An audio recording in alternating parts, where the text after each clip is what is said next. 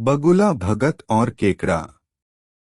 यह कहानी है एक जंगल की जहां एक आलसी बगुला रहा करता था। वह इतना आलसी था कि कोई काम करना तो दूर, उससे अपने लिए खाना ढूंढने में भी आलस आता था। अपने इस आलस के कारण बगुले को कई बार पूरा पूरा दिन भूखा रहना पड़ता था। नदी के किनारे अपनी एक टांग पर खड़े खड़े दिन भर बगुला बिना मेहनत किए खाना पाने की युक्तियां सोचा करता था। एक बार की बात है, जब बगुला ऐसी ही कोई योजना बना रहा था और उसे एक आइडिया सूझा। तुरंत ही वह उस योजना को सफल बनाने में जुट गया।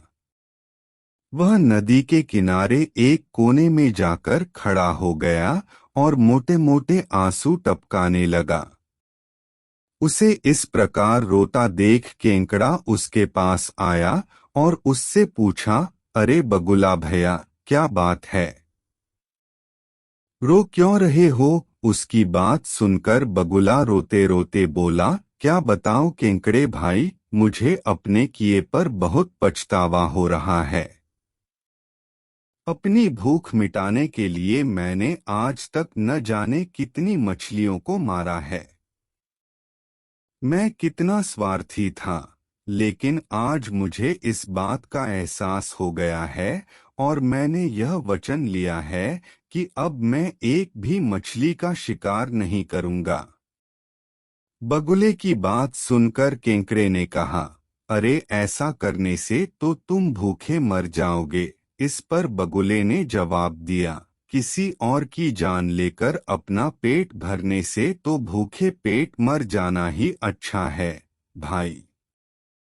वैसे भी मुझे कल त्रिकालीन बाबा मिले थे और उन्होंने मुझसे कहा कि कुछ ही समय में 12 साल के लिए सूखा पड़ने वाला है, जिस कारण सब मर जाएंगे। केकड़े ने जाकर यह बात तालाब के सभी जीवों को बता दी। अच्छा, तालाब में रहने वाले कछुए ने चौंक कर पूछा, तो फिर इसका क्या हल है? इस पर बगुले भगत ने कहा, यहाँ से कुछ कोस दूर एक तालाब है। हम सभी उस तालाब में जाकर रह सकते हैं। वहाँ का पानी कभी नहीं सूखता। मैं एक एक को अपनी पीठ पर बैठाकर वहाँ छोड़कर आ सकता हूँ। उसकी यह बात सुनकर सारे जानवर खुश हो गए। अगले दिन से बगुले ने अपनी पीठ पर एक एक जीव को ले जाना शुरू कर दिया। वह उन्हें नदी से कुछ दूर ले जाता और एक चट्टान पर ले जाकर मार डालता। कई बार वह एक बार में 2 जीवों को ले जाता और भर पेट भोजन करता। उस चट्टान पर उस जीवों की हड्डियों का ढेर लगने लगा था। बगुला अपने मन में सोचा करता था कि दुनिया भी कैसे मूर्ख है, इतनी आसानी से मेरी बातों में आ गए। ऐसा कई दिनों तक चलता रहा। एक दिन केकड़े ने बगुले से कहा, बगुला भैया, तुम हर रोज किसी न किसी को ले जाते हो, मेरा नंबर कब आएगा? तो बगुले ने कहा, ठीक है, आज तुम्हें ले चलता हूँ। यह कहकर उसने केकड़े को अपनी पीठ पर बिठाया और उड़ चला। जब वो दोनों उस चट्टान के पास पहुँचे तो केकड़े ने वहां अन्य जीवों की हड्डियां देखी और उसका दिमाग दौड़ पड़ा। उसने तुरंत बगुले से पूछा कि ये हड्डियां किसकी हैं और जलाशय कितना दूर है।